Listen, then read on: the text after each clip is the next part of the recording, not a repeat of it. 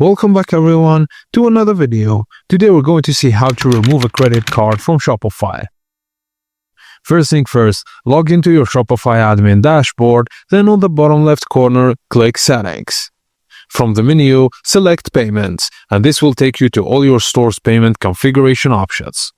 Under the Shopify Payments section, find and manage the button. Now click Manage to open the detailed settings on your Shopify payment methods.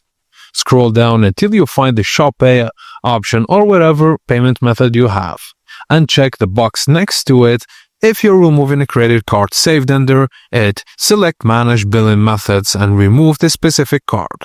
This action will deactivate the card as a payment option at checkout. And that's it guys, as simple as that. Thank you for watching, and please don't forget to like and subscribe for more.